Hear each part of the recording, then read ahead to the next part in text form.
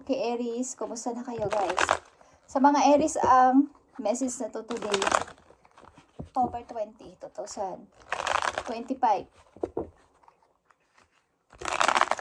Na busy, sobrang busy guys sa trabaho. Okay, Aries, this is for you. Sa mga Aries, ano na nga ba ang dapat ninyong malaman today, October 20. Patatapos na naman ng October guys. Sa mga Aries, ang message na to guys, I need 4 message dito for you. Sa mga Aries, ano ang dapat ninyong malaman guys? You have happy family, Aries. At meron din sa inyong naglilimbo sa trabaho, something. Parang urong-sulong, lilipat ba ako? Sa mga Aries na nandito, meron kayong masayang pamilya or gusto nyo lumipat sa magandang bahay o bagong bahay with your kids. Okay? With your loved ones. Tingnan natin ang inyong dapat malaman today guys. At bago yan, tingnan natin ang inyong career and finances sa mga Aries na nandito sa reading. Sa inyong kaperahan o sa inyong karera.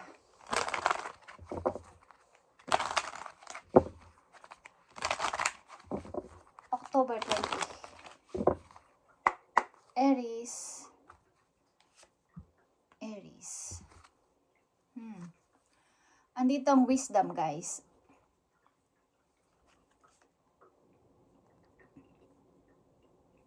Okay. You won't move forward if you don't conquer the fear or failure. Okay. Sa mga Aries na nandito sa reading, sinasabi dito na hindi kayo magpapatuloy sa pag-forward o sa pagpili ng, kung kayo may pinagpipilian na trabaho, dalawang trabaho is, hindi ito basta-basta tutuloy-tuloy kung kayo ay merong takot na baka kayo ay magkamali. Ilan sa mga Aries na nandito ay yung gusto nila ay perfect palagi. Gusto nila ay lagi silang, ayaw nilang magkamali.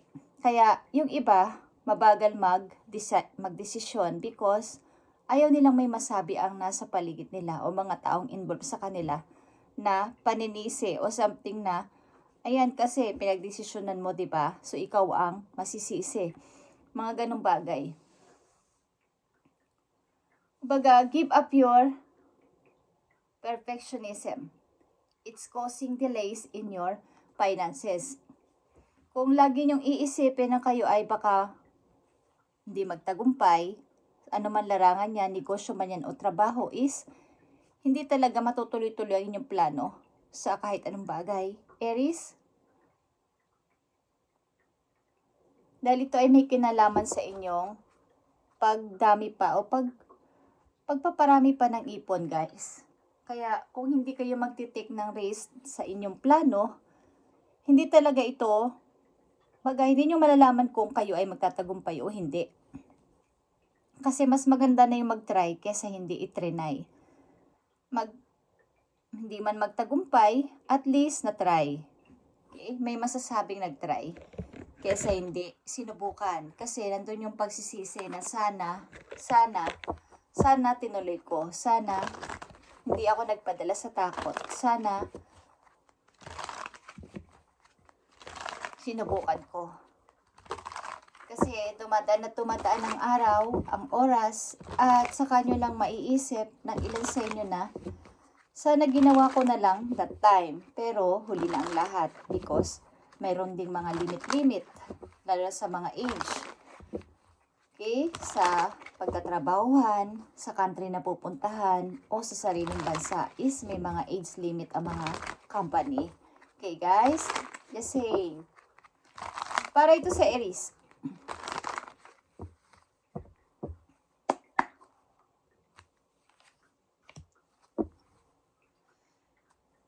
It's all about you, Aries. I allow serenity to reign in me. The love I have for myself invites harmony to settle within my being.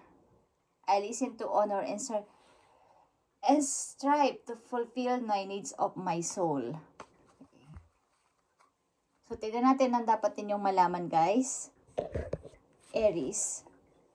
Okay. Ilan sa inyo may happy family like I said, okay, sa una. But, may mga pakunti-kunting mga trouble. Mga pakunti-kunting parang magsusurvive o hindi. Parang urong-sulong. Yung on and off din ang relasyon. Dahil, kailangan huwag itong masira. Meron kayo ditong mahabang pasensya. Ang ilan sa inyo, dahil ayaw nyong masira ang pamilya nyo dahil may mga anak kayo. Merong paghingi ng pag-asa pa kay God o sa inyong mga angels na tulungan kayong huwag masira o mabuwag ang relasyon na to o ang kasal na to sapagkat mayroon kaming anak. Meron kaming kinukonsider na mga bata or maganda talaga ang aming foundation of love. Kaya lang may mga problema, okay, sa usaping mag-asawa. Yeah.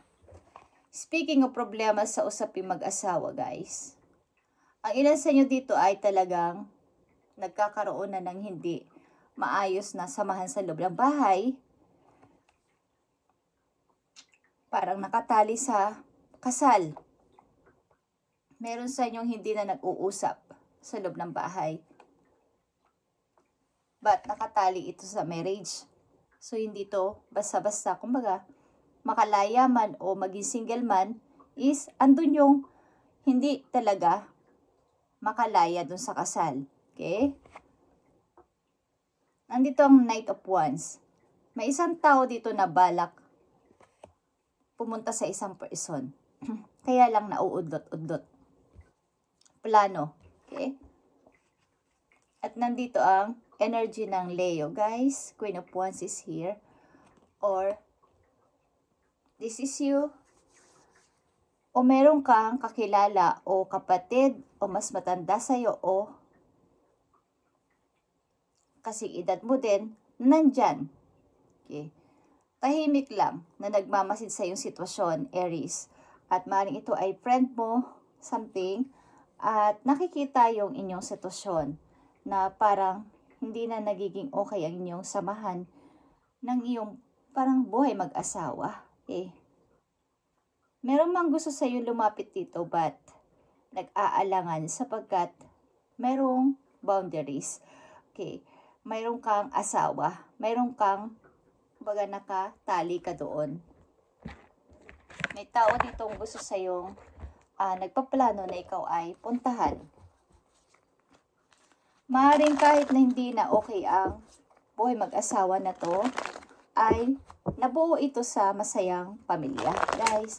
At may mga anak kayo, okay, sa Aries na nandito.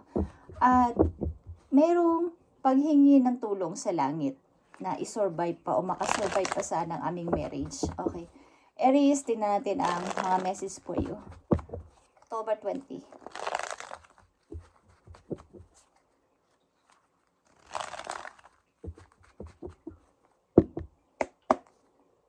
Nandito ang judgment.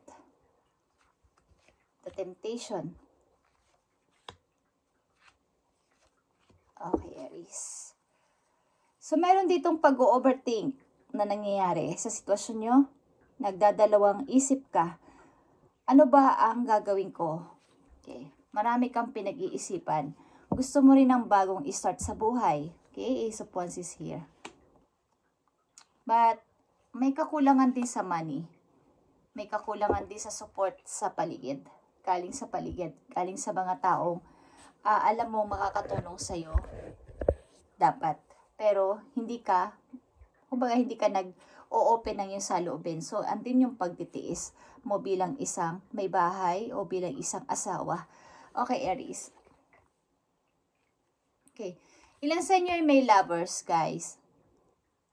Ang ilan sa inyong nandito na Aries, hindi man lahat, is nasa kasal kayo pat kayo ay may lovers o meron na kayong minamahal na iba, kaya lang mayroon nga kasing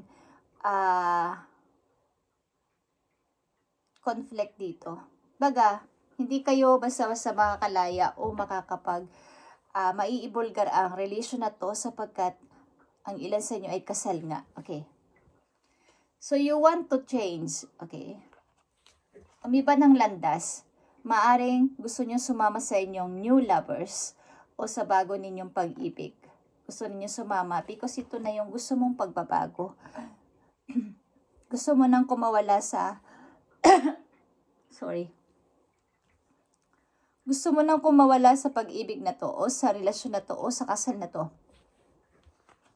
So kaya nandito ang pag-overthink o hindi makapag-desisyon. Ano ba ang pipiliin ko?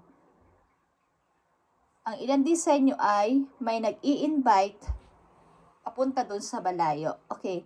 At ito ay new direction. Pagbabago. Okay. Okay guys. Gusto mo ng kalayaan. Gusto mong maging free o magkaroon ng freedom. Okay. Andito ang Leo guys. The Sun and the Queen of Wands. Ito ay Leo energy. Kung kayo ay dealing sa Leo, okay, ay maaaring mai-involve o involve kayo sa Leo, Aries. Yeah, andito ulit ang Queen of Wands, guys. Dalawa dito ang Queen of Wands. Siguro, you as a Queen of Wands is, kailangan mo ng freedom, kailangan mo ng kalayaan, kailangan mong sundin ang iyong sarili kung sa kamasaya, kung ano yung itinitibok ng iyong puso, yung direksyon na gusto mong sundin na bago, sapagkat nga ang relasyon na to ay parang wala na. Kahit ano pang gawing pagsusurvive o pag-iisip na maayos pa, wala na, wala nang kwenta. So, andito yung gusto mong makalaya sa relation na to o sa kasal na to. Kahit ito ay marriage pa. But how? Okay? Tinatanong mo yan, paano ko to gagawin? Meron ka ng minamahal, maaari sa ibang lugar. Gusto mong gawin ang gusto mo sa ngayon at tuparin ulit ang iyong mga pangarap. Magkaroon ng kalayaan at mag-lighten ulit. Mag-shine ulit. Dati kasi kayo ay nandyan lang, tahimik. Pero ilan sa inyo ay nagkaroon ng parang awakening. Okay? Na kailangan kong tuparin pa ang aking pangarap at mag-start ng bago sa aking new partner o sa mahal ng puso ko. Yung makapagpapasaya sa akin. Message for you, Aries. Okay. Yeah, guys. Andito ang watching clouds. Lie back, rest, and relax. Kailangan nyo talaga siguro mag-isip-isip o kailangan nyong relax muna para makapag-isip at mag-clear ang inyong utak about dito sa plano na to, about dito sa iniisip nyo na to. And, andito ang great adventure. Take a risk, venture forward. Katulad ng kaninang sinabi ko, mag-take kayo ng risk kahit na parang may takot. Sapagkat, kung hindi nga itatry, hindi nyo ito malalaman kung magtatagumpay ba ako o hindi. Andito yan sa wisdom. Okay? You won't move forward if you don't conquer the fear or failure. Okay? So, maaaring kayo ay may takot din na baka kayo ay hindi maging okay sa inyong new direction na gagawin. New decision. Okay. So, kung hindi nyo ito itatry, sa Aries na nandito ay hindi nyo malalaman ang sagot sa inyong mga tanong. Sapagkat yun ang binubulong ng puso ninyo. Yun ang happiness ninyo. Kung ito'y pag-ibig, yun ang inyong happiness. Doon kayo nakakaramdam ng totoong pagmamahal at ito na yung gusto ninyo mangyari. Okay, sa inyong career, andito ang spirituality. Okay, rules like spiritual adventure, healer, tarot readers, or anything within the occult. Okay. Maaaring kayo ay may kakayanan na mag-advise sa ibang tao, healer, kumbaga, sa pamamagitan ng inyong mga kamay o sa inyong pagsasalita, nagkakaroon ng comfort o nako-comfort ang mga tao sa inyo. Nakakapagbigay kayo ng advice sa ibang tao. Okay? Right now, you are being led to discover your unique spiritual journey. Ilan sa inyo ay bukas din ang third eye o kaya nga alam ninyo ang tama at mali sa kasalukuyan. Na hindi na ako pwede dito mag-stay ng habang buhay sapagkat kayo ay isa sa mga may calling. Okay? Na ganito yung mission mo habang ikaw ay buhay pa dito sa mundo, Aries. Okay, is meron kang mission pa na dapat gawin sa ibang tao, hindi lang dito naka-stuck sa sitwasyon na to na sa palagay mo ay toxic na, okay? Kahit kasal ka pa. So may kakayanan ka din na magkaroon ng kumbaga yung mga ritual about sa iyong wealth para mapaunlad pa ang inyong money. May kakayanan ka doon, meron kang power, okay? Inner power ito na ikaw mismo sa iyong own words na mapapaangat mo pa o mapapaayos mo pa ang inyong pagtaas ng pera. Okay guys. At ito ang inyong healing energy. Nakita niyo itong harmony. Guys, gusto mo lang ay kaligayahan. Something happiness lang. Simple but happy. I open myself to the divine being within me. I am the image of God. Thus, I have the power to bring light into my life. I turn any darkness in me into something beautiful. In absence of resentment, anger, or doubt, I find harmony. Okay. Gusto mo lang ng happiness sa iyong buhay. Something, Aries. Ito ay mangyayari kung ikaw ay magti-take ng risk, venture forward para sa iyong new direction na gustong marating pa simula sa araw na to. Okay, Aries? Ito ang inyong reading today. Ito ang inyong message today. At God bless sa inyo lahat, guys. Ipagpatuloy mo tong inyong nararamdaman na to, na gusto mo ng freedom o happiness sa buhay mo. Kahit walang kasiguraduhan, kung may chance at ito ang binubulong ng inyong puso, is harapin nyo inyong takot at mga pagdududa at mag-forward. At makikita nyo talaga ang kalayaan, totoong kalayaan na inyong hinahangad o gustong mangyari, yung happiness, true happiness. Okay? Thank you, Aries, and God bless.